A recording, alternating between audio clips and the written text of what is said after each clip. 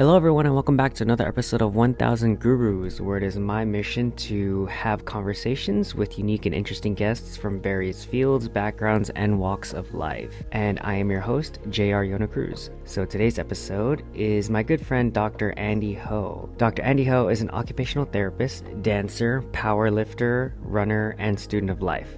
He attended Loma Linda University to pursue occupational therapy, where he received both his Master and Doctor of Occupational Therapy, and currently works as a pediatric occupational therapist. A proud UC Irvine alum, Andy began dancing at the Irvine Dance Company with breaking, eventually leading him to join Cabo Modern. He is currently a company dancer for Culture Shock LA and is a director of Awesome Shock Los Angeles, an occupational therapy-led dance program for kiddos with diverse needs. Outside of his life as an OT and dancer, Andy is a competitive powerlifter and runner, where he continues to hone his mind, body, and soul to be better every single day. Andy and I go way back, about 15 years ago, to our first year in college. We were also roommates for a period of time, so we reminisce a bit on the days of living in our 5-bedroom party house, fondly named Titan Tower. Andy also gives us a look into his career path into occupational therapy, his unorthodox dance journey, fighting against the negative mental scripts that he's had throughout his life, getting into powerlifting, and how dance and dance mentorship shaped him into the force of nature he is today. Andy is one of those guys who lives by example, which is honestly the highest compliment I can give. So without further ado, hope you enjoyed this episode with Dr. Andy Ho. All right, hello, and welcome back to 1000 Gurus. Today's guest is Andy Ho. Hey. Nice. Thanks for being here, man. I appreciate it. Yeah, thank you so much for having me. Really appreciate it. Yeah, I was excited to have you on the show because I know it's been several years since we've been able to reconnect, but we go way back, obviously. First year, Mesa, right? Mesa Court. That dance. I will never forget when I stepped into that cypher and then JR comes out of nowhere. And I'm like, who is this guy?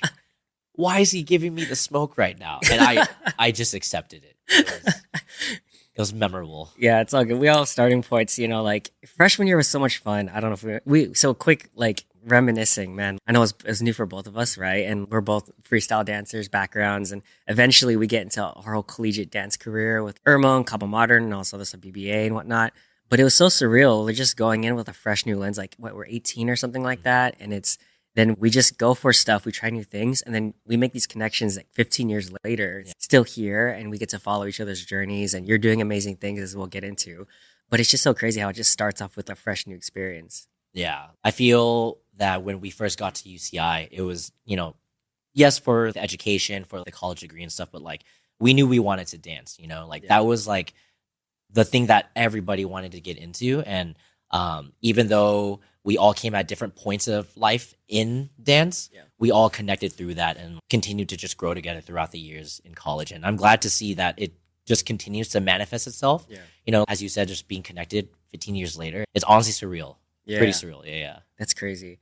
Quick tangent before we get into the actual scheduled programming, but I don't know the reasons why you went to UCI or your major and whatnot, but I was telling someone in another interview that I just had that I went to UCI solely for dance, right? So I'm from NorCal, and I had a friend who went to UCI, and then I heard of Cabo Modern and all the other dance teams, and I wanted to dance. So I was like, yeah, I'll go to UCI. I'm going to be away from home, which I want, and then I want to dance. It wasn't for school. It wasn't for a major or a degree. I'm just like, well, all my friends are going to UC, so I'll go to UC. Oh, UCI has this crazy dance community. Well, UCI SoCal OC area, right, has all these crazy dance teams. So that's why I went, and then eventually joined Cabo Modern. But I don't know, what was you're from OC, right? Like SoCal? Yes. Yeah, I'm from OC. I'm from Garden Grove. Honestly, I never told my mom this, but I did solely go to UCI because of dance. Because of dance university, we grew up around the time of the ABDC era, right? So I remember being a freshman in high school, first watching season 1 and, seeing Cabo Modern and thinking to myself like, wow, like that looks so amazing to see people that look just like me being able to be sharing on this platform with dance and such like that. But I wasn't a dancer at the time. And I think it just kind of killed two birds with one stone. I really wanted to go to a UC that was close to home and just be around my mom to be able to take care of her and such like that. I grew up in a single parent home. So I always kind of kept her in my mind as I made decisions along the way. And it just kind of worked out that way. Yeah. Yeah. I think as you're talking, another thing that kind of threads it all together is, I don't know what is in the water of like dancers like us or people in the dance community, freestyle dancers, whatever, but I've seen a lot of times that it translates into stuff like outside of that dance. Maybe it's because of the mentors we've had growing up in, at UCI, our oldies, super oldies, mentors and stuff like that, that just instilled that sort of mindset that we're able to translate into these other like paths and career fields. But I think that's something that I'm really grateful for is people who invested into us, guided us, and now we're taking that to like our own career fields like yourself. Definitely agree with you on that one. I think what's so rare about the dance community in Irvine is it's honestly such a special hub in itself. Yeah. It's like one of those experiences, where like you're around it all the time. Sometimes you can be like, wow, am I really dancing with this person? Am I really connected with this person? And honestly, it's crazy when you take a step outside of the community, like you see that, wow, it's so special with all the people that encompass that community that have not only cultivated, but mentored, as you said, just different paths of life so that we can be able to be our best and most truest versions of ourselves. So it's not just dance. It starts with dance, right? But it cultivates and manifests into whatever aligns with our truest self. So I've always seen it as that way. Yeah. We'll get into mentors and stuff later on as well. And like I mentioned before we start recording, I'm scheduled to have Arnell, who's dear to both of us. Shout out to Arnell. Dr. Arnell Cavario-Ripkins. Yes. So if that works out, hopefully we have something scheduled. That'll be a great episode as well. All right, so let me go into how I know you real quick. Just get out of the way. So we met as first years at UCI, as I mentioned, at Mesa. We both danced in BBA, in Irmo, in Cabo Modern separately, a few other project teams, and we were also roommates for a bit in the house in Irvine, which was shout out Titan Tower. Yes, Titan Tower. Oh my God, like Titan Tower and I also refer to it as the refugee house at one point because we had how many of us? 6, 7 roommates. Okay, so when it first started, there was 6 of us. Okay, 6 of us. All right. Somewhere along the way, it turned into like 10 people. And just to give context, it was a 2-story house. Yeah. We each had our own room besides me. I shared it with my best friend, who I'm still connected to this day. Shout out Mikey Tran. We had a second living room. Yes. And it came with a double-decker couch. So as it sounds, okay, it was a couch built on top of a couch. And I remember it was so sketchy. The landlords on the first day of like move-in, they like printed a picture of it, and then they were like, "Hey, can you sign this just to make sure we know you're okay with inheriting this couch?" And us being young and post college, like, why not? Yeah, why not? Yeah, let's do it. So yeah, and then eventually that second living room just housed like 3 to 4 more of our friends. So great. It was straight out of 2 things come to mind. It was like in one of the Lego movies, there was like a double-decker couch. I don't remember which one, but I'm like, that looks like our couch. And then also in, I think, Step Brothers or something like that. Yeah. Was that a double-decker couch or was it like a bunk bed? It was like a bunk bed. Okay, bunk bed. But then it like collapses on him, and that also reminds me of our... we did make sure it was sturdy. Right. Like, we tested it. We tried to fit as many people as we could on the second couch, and we were like, jumping on it and stuff. And he was thoroughly testing it for research purposes. Safety purposes as well. Oh my God. So yeah, it was us 6.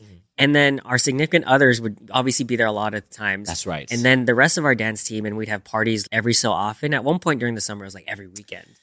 Yeah. That was crazy. Probably my most favorite memory of that time, So shout out Nick Bassaport. He was one of our really good friends. He's actually still really connected with me to this day. I'm actually the godfather of his kids, so shout out my godson. Nice. Yeah, he missed one party. I remember, I think it was like our annual 4th of July thing. Yeah. We were like that type of house that had like open door policy. We wanted people to feel at home and, give people a place to like celebrate and be with friends and family and such like that.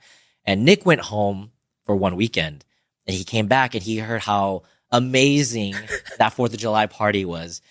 To the point where he started to that's why. That's right. A party every single week. But not only that, I think he got really into writing a story. Oh, that's right. So Nick will make like a Facebook event page. He sent out a whole like thing about it, right? Like a description, a story. Yeah, and he'll pick like the most random things to celebrate. There was one week where I think we picked up an old bench press. And so the celebration was for us to get swole. And then another week was 2 of our like summer housemates got a job at Starbucks. So we were celebrating that they started their first job at Starbucks. And so he had this interesting way of just kind of including all of us in this grand story he would type. So people would sometimes even click attending just to read the story. Just to see where it goes. Yeah, it was awesome. That was so funny. And to that point too, the 4th of July party was amazing. It was pretty fun. Yes. I remember it being like all day. We had barbecued in the park. Yes. And it was so lit. And then we went out to like late at night. Yeah, that was super fun. So I can see why we had like subsequent a series of parties after that. It was definitely wholesome activities for sure. And again, it was like just a hub for a lot of our family and friends to just get together, those who couldn't go home for the weekend and stuff. I'm glad that we were able to be that for other people. You know what I'm saying? Yeah, definitely. All right. So going back to it. So the Titan Tower, aka Refugee House, college. So since college, you've been getting into like fitness, powerlifting, running. You danced with Culture Shock LA, and now along with your career journey through occupational therapy. Anything else you've been up to other than those things you want to add to it? Probably the most important thing, I'm now an engaged man. Yes, congratulations. Shout out my lovely fiance, Melinda Chewin. Love her to death. She's like my rock, my number one fan, my greatest supporter. And so I could not do all those things without her belief and faith in me. So nice. We love that. Do you guys have a time date set already? Not yet. We just got engaged this past June in Japan, in Kyoto. I saw that. Yeah, it was our favorite city in Japan. But we haven't planned anything yet. I think we're just also tying up a couple loose ends before we begin all that. So yeah. Awesome. We'll get into some of those things too. All right. So we'll look into our first topic. So origin story, main influences, and getting into OT. Basically, I wanted to know if you wanted to connect the dots looking backwards, right? So, you went to UCI to dance, but then obviously I know you probably had some career aspirations as well. So looking back to where you are now, and then, to that first year in college, can you connect the dots of what led you to OT and maybe main influences? Oh man. All right. I'm going to try to condense the story because it's just so many chapters behind it. Right. But essentially when I first came to UCI, I knew I wanted to do something in healthcare. But I was like that type of person where I just go with the flow, you know. Actually, it was my very first girlfriend in high school. She was kind of just giving me ideas and was like, why don't you go down the pre-dentistry route? And I was like, sure. So I was pre-dent for, I want to say maybe like 2-3 years of my college career, and then realized that wasn't for me. And then our mutual BBA friend, he actually challenged me in regards to that pre-dent route.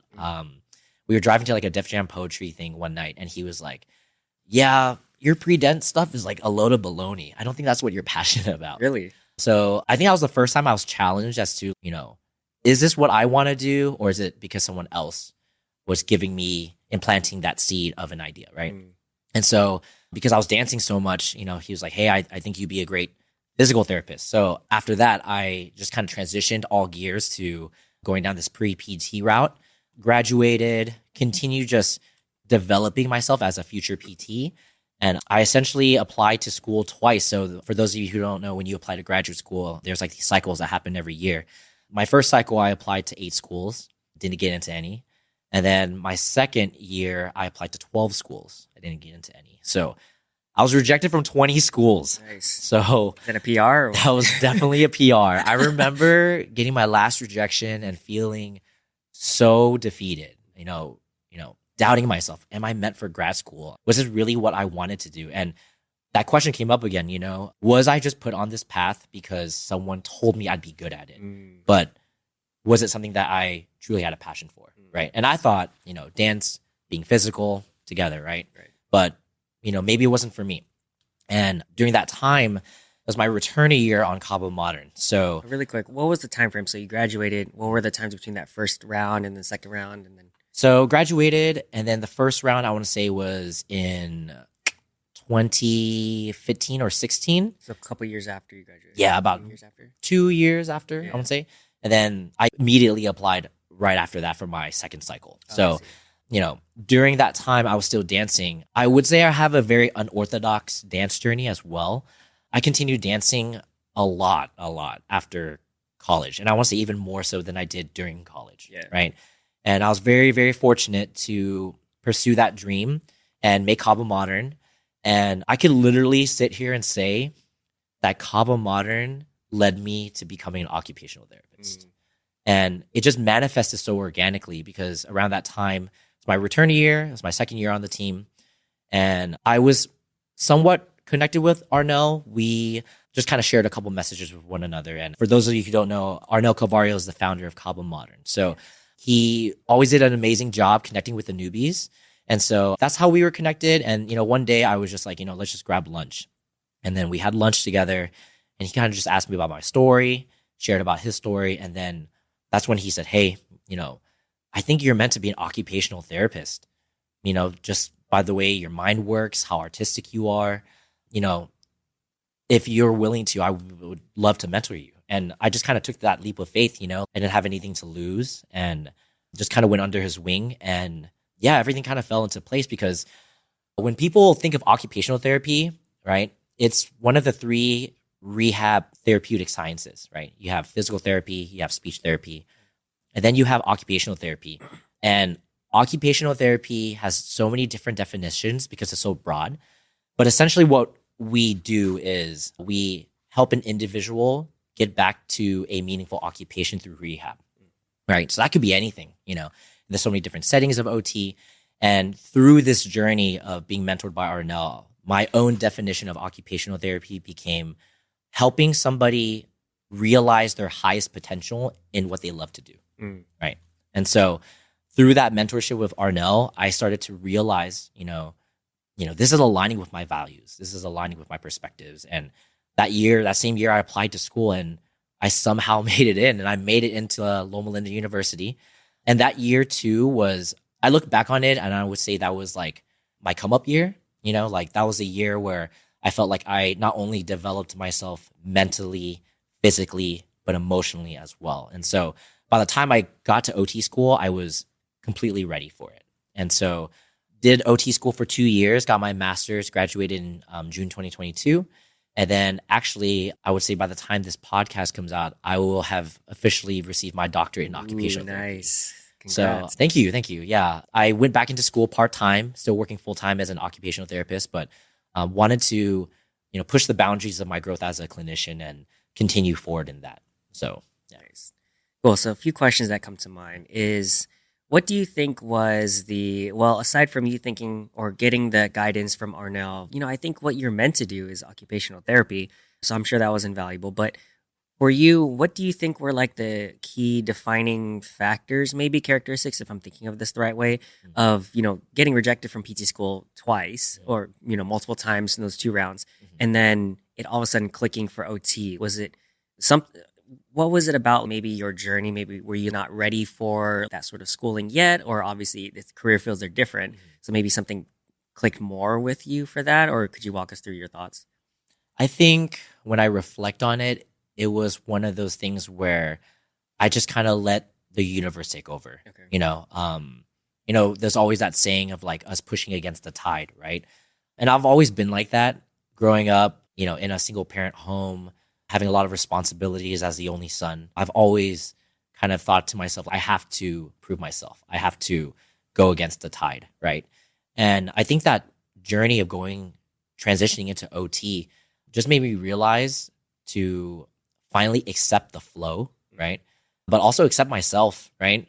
Like, I think it was like using a puzzle piece and trying to jam it into a board that it doesn't fit in, the wrong place, right? Yeah, it's the wrong place. Not that I, wasn't meant to be a PT, right? But maybe it wasn't the best option for me. And I think I was so tunnel visioned into that career path that I wasn't accepting of anything else that came around me, And then finally, when OT came along and I dived into, what it meant to be an occupational therapist, what it meant to serve people through OT, it just resonated with me, It felt like that puzzle piece I finally was flush and just stuck in, And by the time I went to school and started to learn all the concepts and the ideals and morals behind the profession, that's when I had that aha moment in class and was like, this is why I'm here. Oh, I see. Yeah.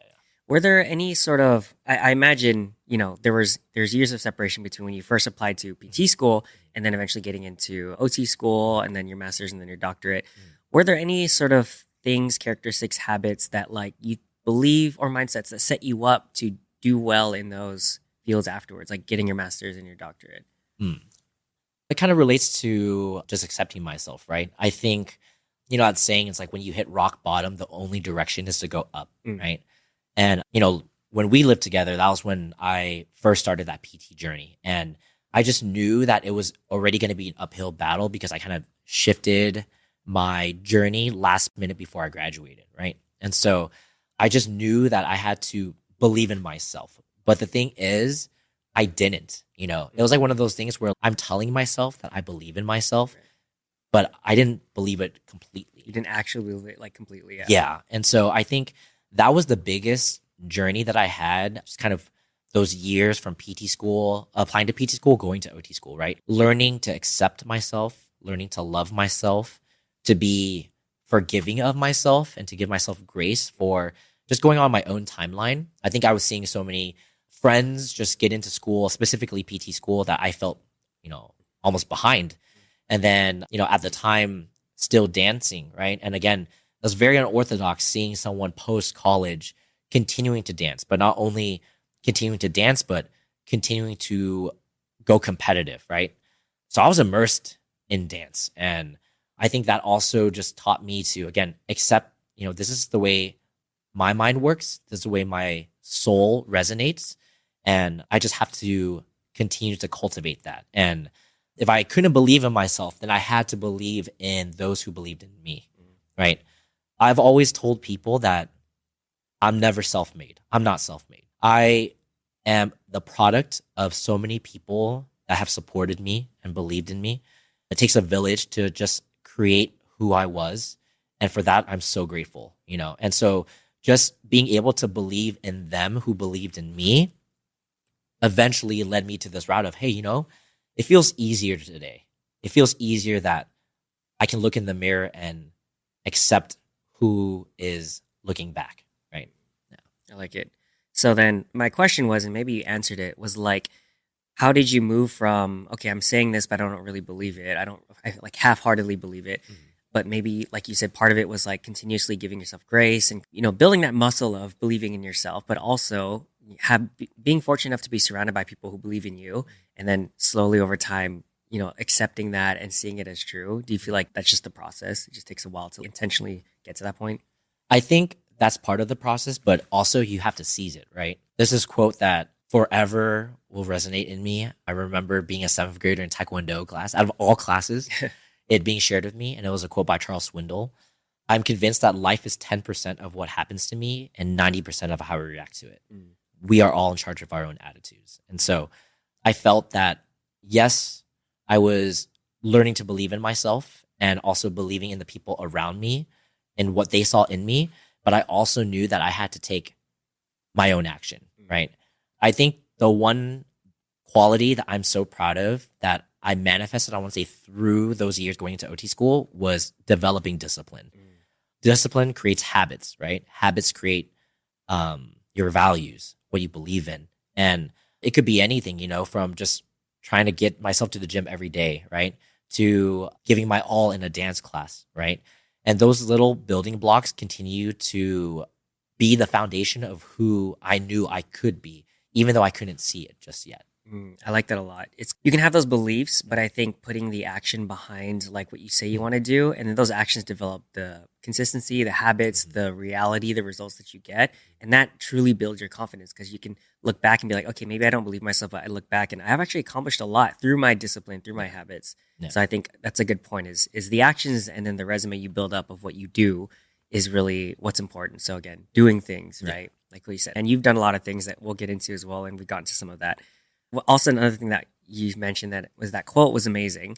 I'll link to it or I'll quote it. But also, have you read the book Man's Search for Meaning by Viktor Frankl? I have not, but I've heard of it. You've heard of it? Yeah. So in one of the podcasts I listened to, most of the guests reference that book. And it is exactly the whole life is how you respond to it sort of thing. So Viktor Frankl is like a Holocaust survivor. He was in like one of the concentration camps and he's like a psychotherapist or something like that. And one of his big things is like life is what happens in between the stimulus and how you respond to it, right? Yeah. And as someone in such a dire situation of being in a concentration camp, obviously your world is outside of your control. However, the thing between your ears, your mind, and how you see things is in your control because they can't take that away. Mm-hmm. And that's how people like him survive through that. And that's when he goes through his clients and does psychotherapy for them. It kind of rephrases that. And he has like a whole school of thought in therapy about that. So I really like that. It's that idea of yeah, you can, being the victim will only go so far. And we also understand that there are systems in place in our society that, are out of your control.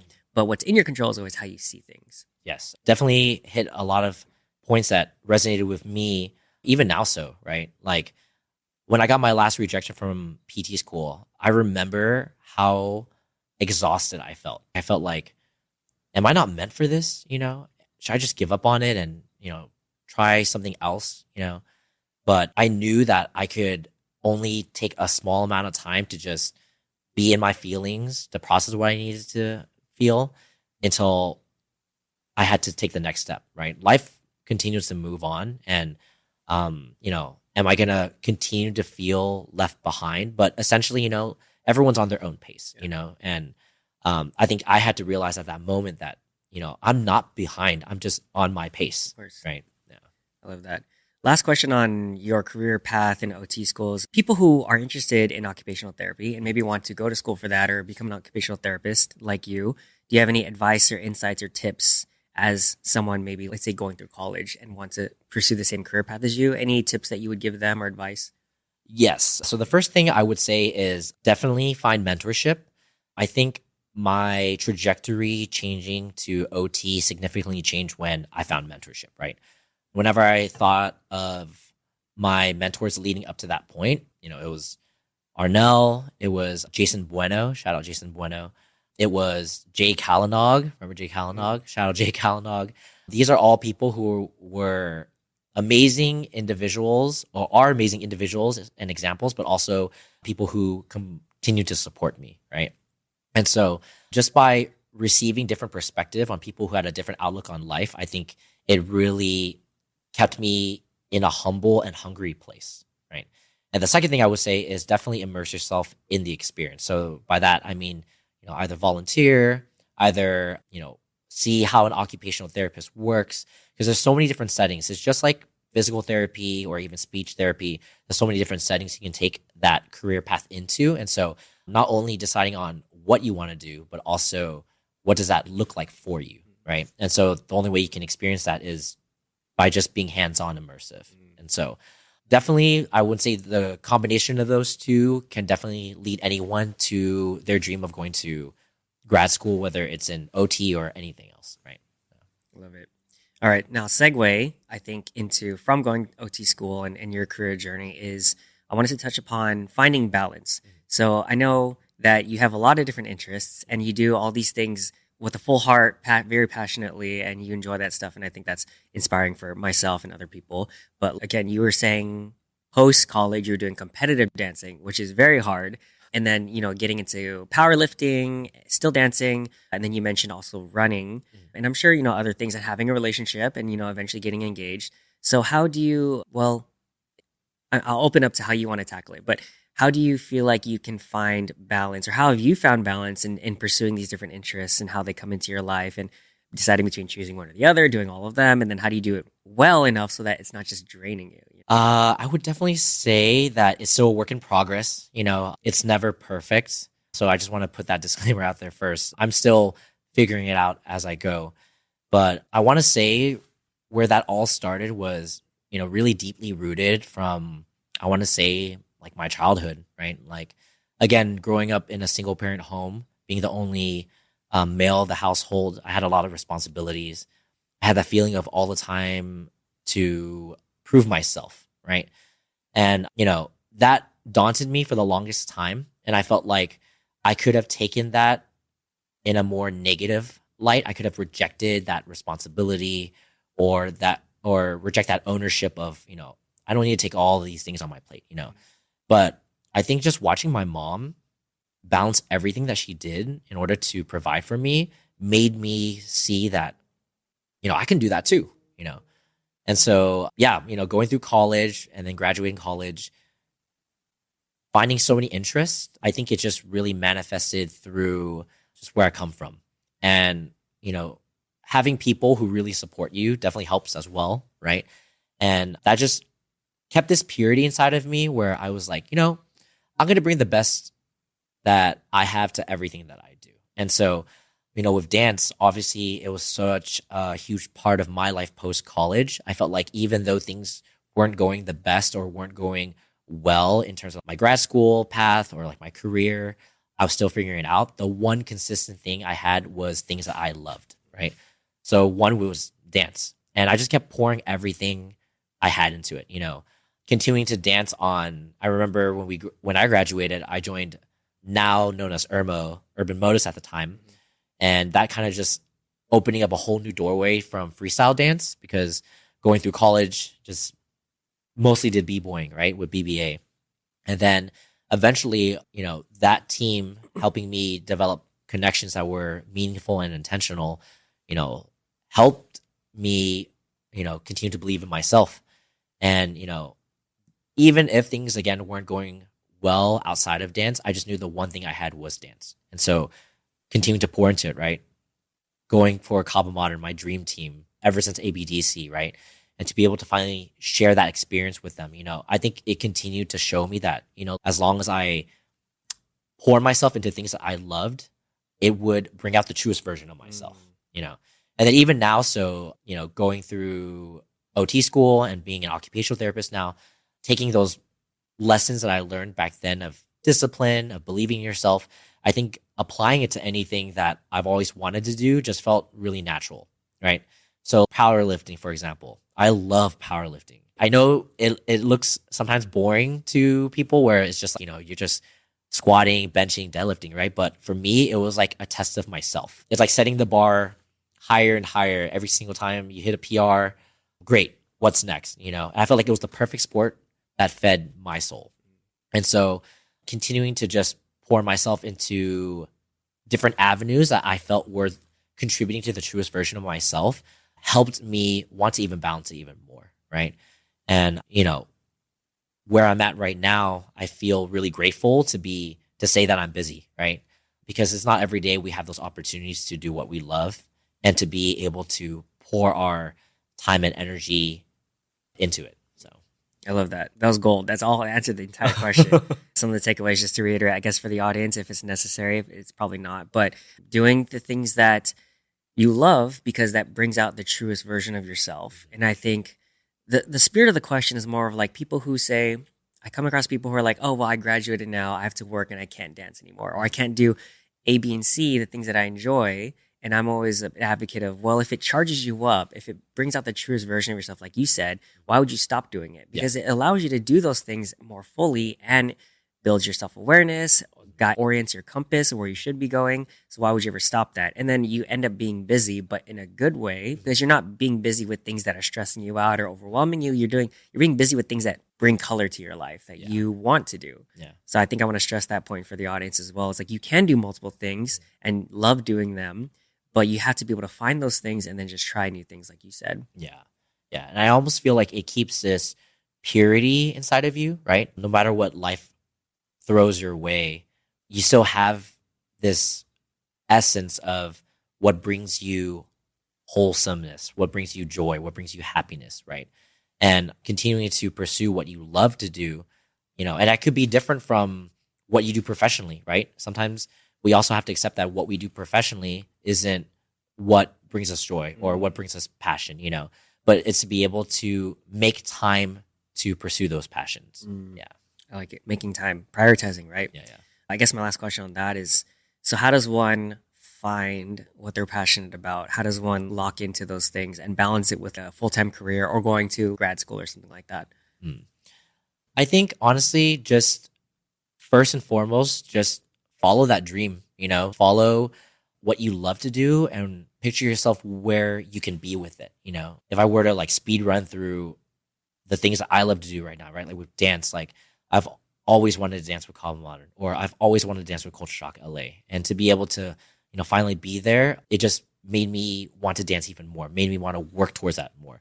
For powerlifting, right? Like I've always envisioned myself, competing on a national stage, being on the platform, and to be able to hit PRs when it mattered, now being able to say that I can make that a reality, that just makes me even hungrier to pursue that, And even for OT, like, how do I want to be of service to others? What is my purpose with being an occupational therapist? And to be able to connect it with my love for dance and to share that with others and to heal others, that just brings me even more joy and passion to continue to cultivate it for others. Right?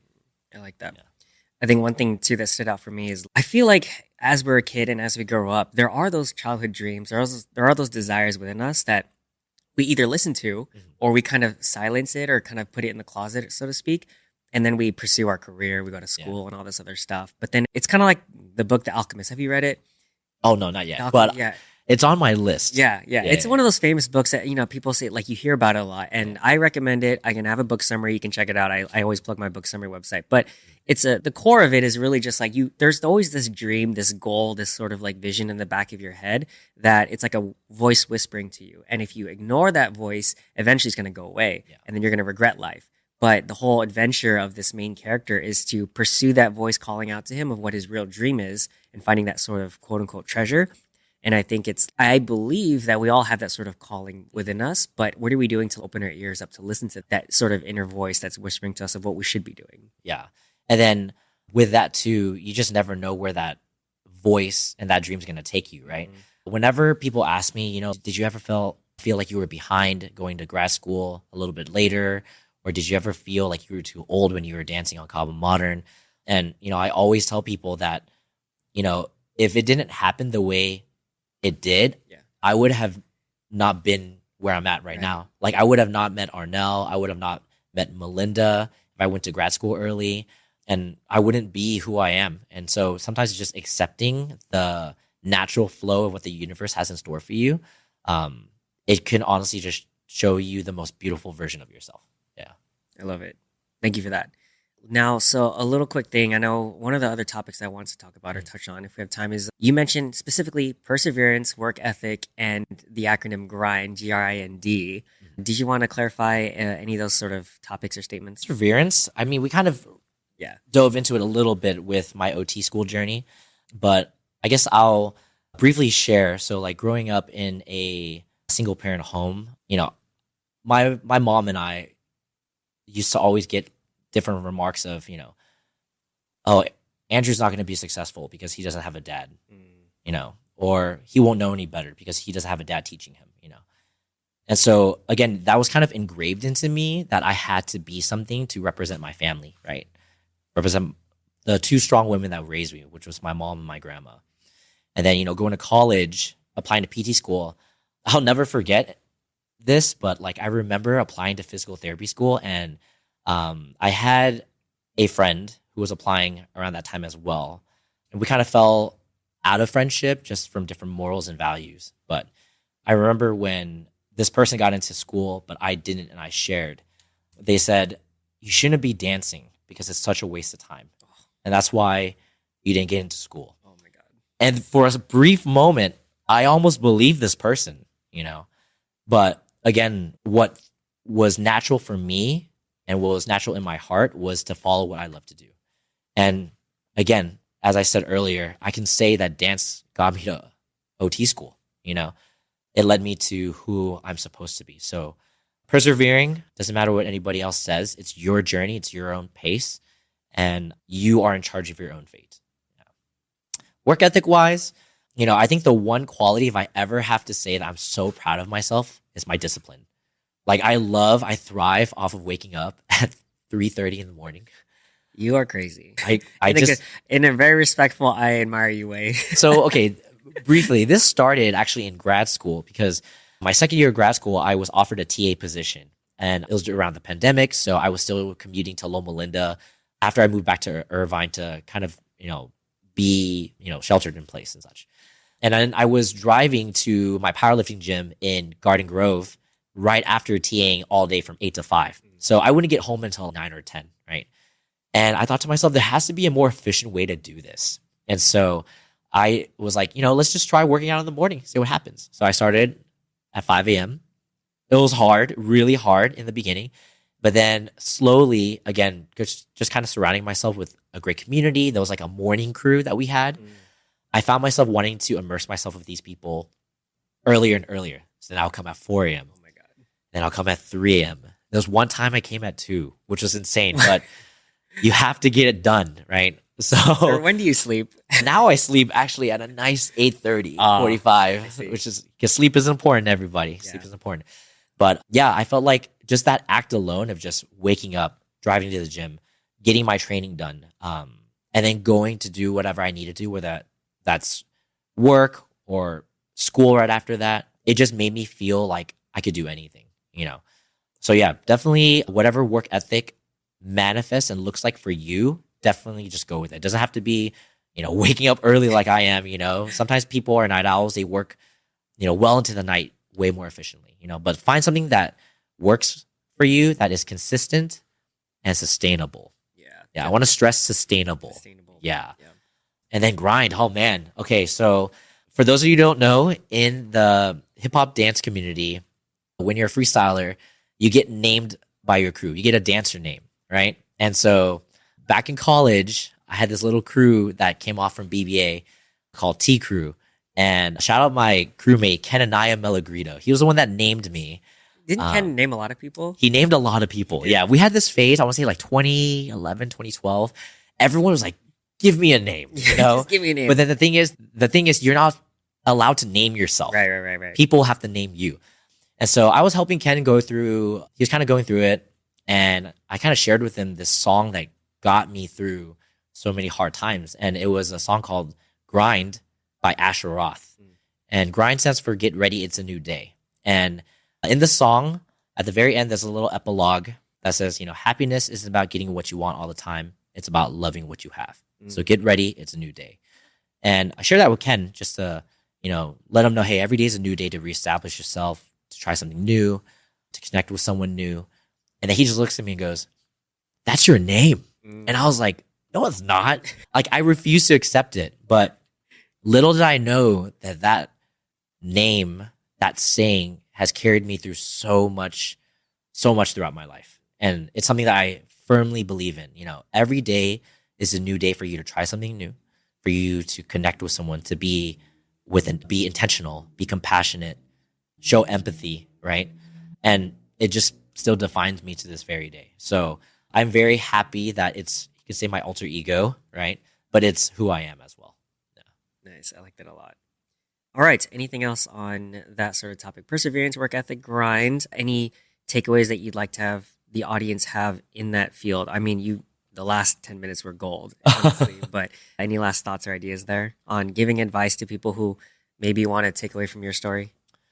I will say that everything starts with how you see yourself, right? How you accept yourself, how you believe in yourself. And if you can't do that just yet, then believe in the people that believe in you.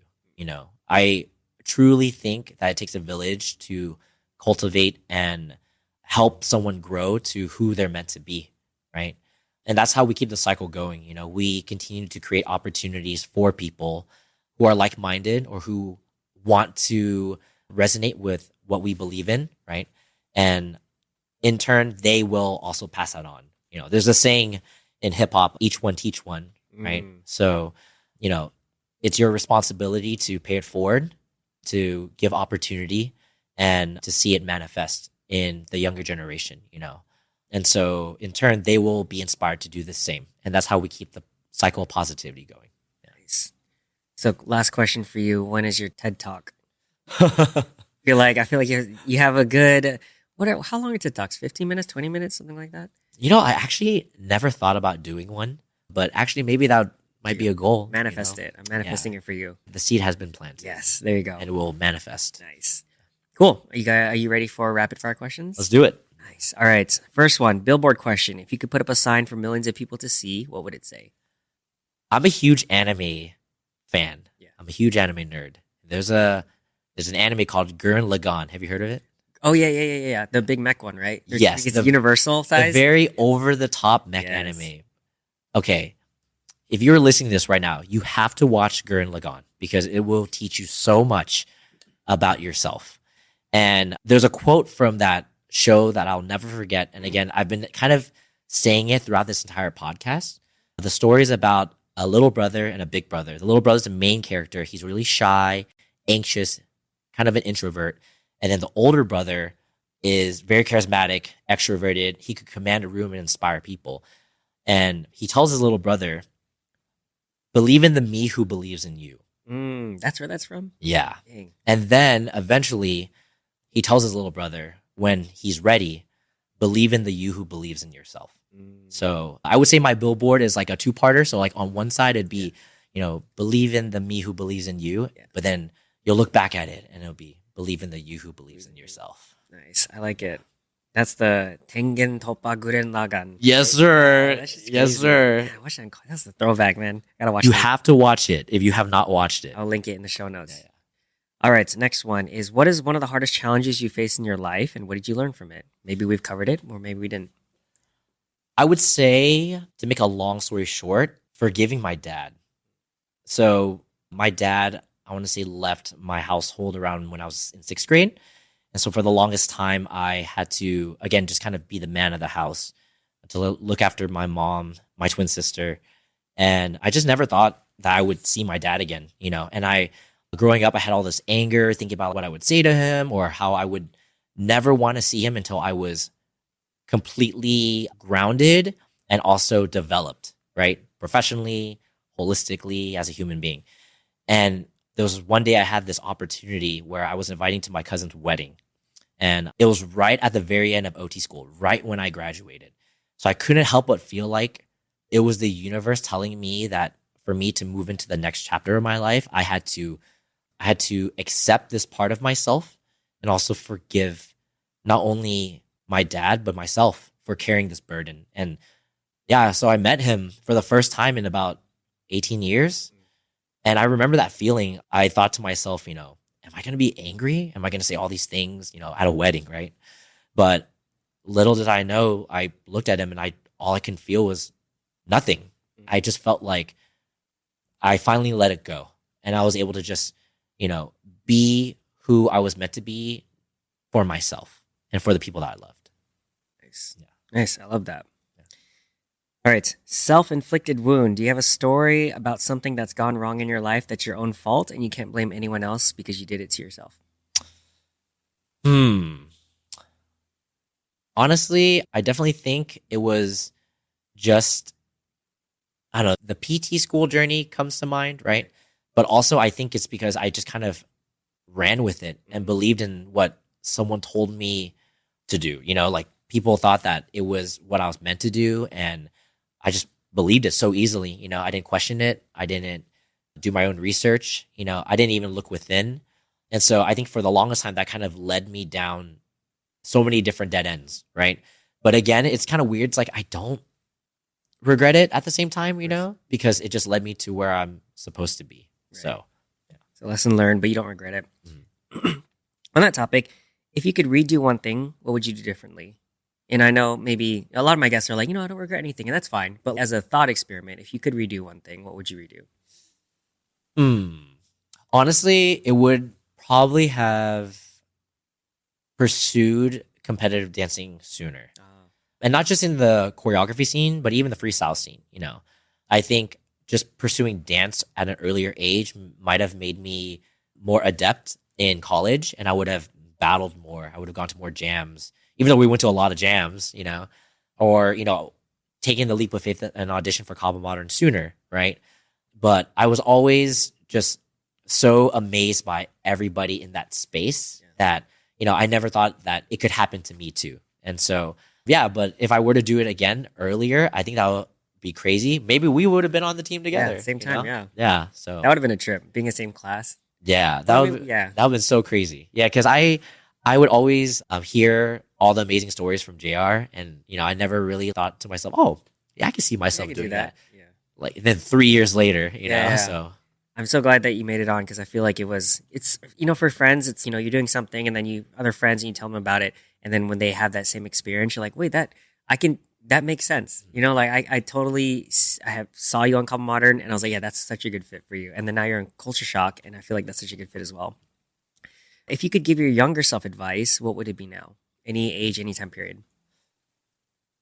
Honestly, probably, just continue believing in yourself, Yeah, I just remember being the most, believe it or not, I was very introverted, very anxious, didn't believe in myself. And I would just tell my younger self to just keep believing, It's just as simple as that, Believing is so easy to do on one context, but on the other hand, it's easier said than done, right? It takes days, months, years to just kind of even believe in yourself even a little bit more. And if I were to have believed in myself even earlier, I can't imagine what the potential would have been, you know? So younger self, it gets better. Yeah. Younger selves or any other younger versions of Andy out there who are listening to this, believe in yourself. One thing that comes to mind now that you mentioned that, now I'm reflecting on first, second year Andy, when we were friends. And I do remember, you've always been a great guy, but I do remember specifically that you had this sort of, what's it called? Insecurity, like you were going through a breakup, or, we talked about relationship stuffs a lot. And, it hit you really hard when you were going through certain breakups or something like that. And then now I'm just comparing, that slice in time to now where you are like this force of nature you're so like disciplined, you dance competitively at such a high level. You're really big into fitness and your own like physical health. And now you're like, have your doctorate and stuff like that. And you're going through all these other things. And so to see your growth from then to now is like insane. And I think it's a testament to, again, like your work ethic, your discipline. And for me, that's inspiring because it gives a lot of people hope that they can be in such like a dark place, like you probably were back then, similarly, like not knowing where to go and not feeling sure of yourself. But then give yourself time, give yourself grace and patience, and you can like have crazy results just like Andy. You just got to be patient and believe in yourself. And, finding mentors and people who believe in you, right? Yeah. Man, yeah, it's, I don't know, first and second year Andy, definitely, again, just coming from, high school, still carrying a lot of, childhood trauma, Of course, yeah. Still carrying that feeling of, I have to prove myself. That's why whenever we connected, I think, when Jared and I first connected, it was mostly on like relationship stuff, I felt inadequate. I felt like I wasn't good enough for my partners at the time and such like that, but I think it just revealed to me that, I just didn't accept myself yet, and the moment I, started to accept myself a little bit more, I think that's where my real friends showed, my real supporters came out, my real passion started aligning with me. It again led me to the truest version of myself. And that's an ongoing process. Even now, it's still an ongoing process. So yeah, I love it. And you don't need to hear this from me, but I'm so proud of you, dude. Because now that just looking back on that, it's like it was like there's a seed inside of you, and then now you're just like this oak tree of people can learn a lot from you and your journey and your wisdom. And then if they saw the Andy that I saw when we first met, and you'd be like, "Wow, that's crazy. That's a crazy story." Oh my gosh! Now that you put that into perspective, man, it was right. Yeah, it's crazy. But yeah, I also just want to take a moment too to just also give you your flowers as well. I've known JR again since freshman year of UC Irvine, and I want to say it was our fourth year was when we got really, really close. Like we were inseparable, and I'm just really grateful to see how far you've come. I'm so proud of you continuing to pursue your own passions and for you to continue to make your dreams a reality. And so I'm really proud that we made it this far as friends, and I look forward to where it goes from here. Nice. Thanks, man. Appreciate that. All right, so let's keep continuing this train. In the last few years, what new belief, behavior, or habit has improved your life? Again, maybe we touched upon this already. I would say, fitness related, I would say probably discipline coming from adhering to a diet. So just to give context, that 2018, when I was kind of saying that was like my come up year, that was the year I also committed to losing weight. So I remember so clearly, it was like July 4th of that year. I wasn't happy with sitting at 190 pounds. And I was that type of person where I'd go to the gym, I'd hit the weight super hard, but I never saw improvement. Yeah. And I have a very good friend, shout out Kevin Liang. He was willing to kind of just coach me through macronutrient dieting. And it was hard. It was really hard just counting every single gram of protein, carbohydrates, fats. But honestly, it's that discipline that carries over, right? And then pretty soon after 7 months, I lost 40 pounds. I was 150 pounds on the dot. And that's when the diet changed. But also that was when my confidence was like through the roof. I felt like, if I could do this, I could do anything, right? And so taking that habit of just that simple diet and applying it to everything that I did after, I think was so essential in creating who I am today. I like that. It's funny because I was also on the same sort of like fitness journey of trying to lose weight and get to a place where I can be happy with myself. In 2018, I had my first fitness coach too. And I think to the audience, never underestimate the power of really honing in and taking control of your physical health, right? Like your fitness and seeing how far you can push your body. And, if you can get to that ideal configuration of, your body type and stuff like that, that will skyrocket your confidence a lot and then translate to other things like you said. Yeah. I remember could not believe that I think I was pretty much like 10% body fat or below, I don't want to say like 6. That's like, I was ripped, dude. I'll link a photo here of his abs dancing on stage with no shirt and a comp set. I'm like, this motherfucker. No. Oh no, where'd my shirt go? I can't believe I did that. No, but yeah, it's just, I'm so grateful for that 7-month journey. Yeah. And also, shout out Melinda. She stuck by me through that entire diet. Whenever she wanted to go out to eat dessert, I'd be like, no, I can't, but it was worth it. Yeah. Love it. Who would you call successful and how do you define success? Success to me is doing what you love, right? It's always going to manifest differently in people, however they gauge success being in terms of value.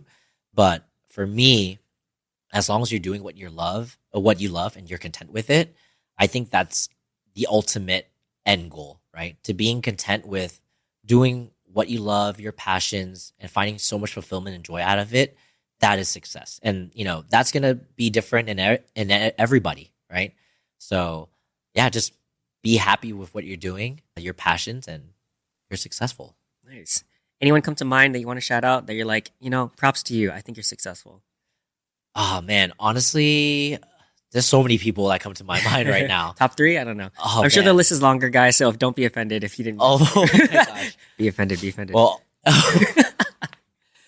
well, I'm kind of also thinking about like with this question, I want to say people that are coming after me, right? Because, obviously my mentors, I would say I deem them as successful and stuff like that, but, I first want to say, I believe that my fiance, Melinda, is successful, keeping true to who she is.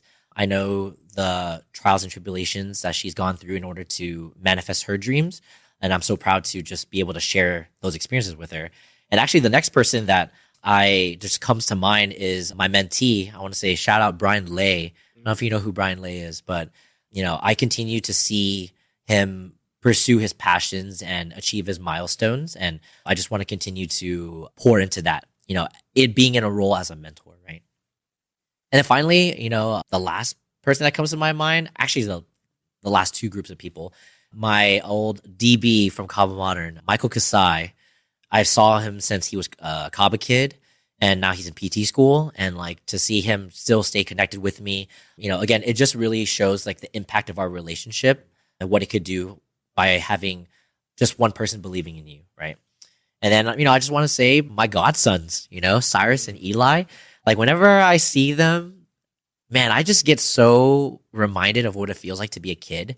And, that is successful, right? Like their purity and their view on the world, like just intaking it with a smile. I think it's a reminder for us to, not take life too seriously at times and to really just take in whatever it has in store for us. So, if you knew you couldn't fail, what would you try or what would you be doing now? Man, I think there's a lot of things I would try. But I think the first thing that comes to my mind is running a full marathon. Okay. I've told this to many people. My fiance is actually an avid competitive runner. She's done multiple marathons. And I would always tell her that I don't think I would do one right now. Yeah. Because the most I've done is a half, right? And I don't mind doing a half. But the moment I cross the finish line, my body breaks down. And I think to myself, I would have to do this again for it to be a full. But if I, if my body wasn't breaking down, I wasn't failing then I would totally do it right now, and maybe eventually I will, but I think if I were to do it right now and not feel that essence of failure, I would totally do it. Nice. How many marathons has she done? Man, let me see. This would be her 3rd LA marathon coming up. Yeah. She's done a bunch of half marathons. And then actually next weekend of this recording, she's running her first ultra. Oh, damn. Which is 32 miles in the mountains. So crazy. I don't know if I would ever have the balls to do that, but kudos to her. Yeah. But yeah, I feel like endurance sports is a completely different beast. And if I didn't have that body breakdown, I think I would totally do it, That's crazy. So running like, endurance sports is it's been like interesting to me. Yeah. So I've never quite explored it yet, but I'd be super down to interview Melinda if she would be down, but we can talk about that afterwards. Because I would be curious to see what that process is like of preparing for marathon, going through it. Because some of the books, biographies, autobiographies I read about like endurance athletes is insane. So I just want to see someone's perspective on that. Yeah. Cool. What is one of the most or best worthwhile investments you've ever made in either time, money, energy, etc.? Honestly, I think I touched upon it already. It's just fitness. Honestly, actually, no, not just fitness. I want to actually say just investing into my health, right? It's really true what they say, health is wealth. And us getting older, our bodies are starting to feel it. Our minds are starting to feel it, and continuing to reinvest into ourselves every single day by keeping ourselves healthy and whatever that may be.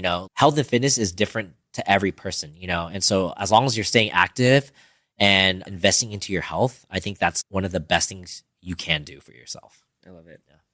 Favorite recent purchase in about $50 to $100 that has impacted your life the most in the last 6 months? You can change the parameters, but a recent purchase, relatively cheap. A recent purchase, oh man, that's real. $50 to $100. Yeah, man, I don't know, honestly, because I don't really think about buying stuff. Yeah. I'll be honest, but if I were to think about something that's really just benefited me, what comes to mind is, I want to say my lifting belt. Yeah, I was thinking something like that. Because, I don't know. It's like whenever I put that on, I feel like I put this persona on to hit this weight, but it's also a reminder of all of the times I failed too, because I failed so many lifts as well. And it's just a reminder that I'm human, that I'm still growing, and that every time I put it on, it's just working towards a better self. I like it. Last rapid fire questions. Favorite books, movies, videos, articles, or media that you share or recommend the most? Man, okay. So I already said Gurren Lagann. Yeah. All right. I'm a huge anime fan. So you have to watch Gurren Lagann. That will teach you a lot about yourself. You have to watch Full Metal Alchemist Brotherhood. Good one. Classic. And it will just also teach you a lot about life as well. In terms of books, I still have a list, but I still want to get more into it once I finish my doctorate. That's actually my next endeavor. I want to read more. And then movie-wise, man, I don't know, because I watch a lot of horror movies. So I'm not sure if I would recommend any of those, but honestly, I would just recommend just following different podcasts and different influencers that, you may look up to. Like for me, when I was on that weight loss journey, I was watching a lot of fitness YouTubers, and that really helped kind of reset my mindset as to what I'm capable of. And so, yeah. Nice. I like it. What you put into your brain is just as important as what you put into your mouth, right? Yeah.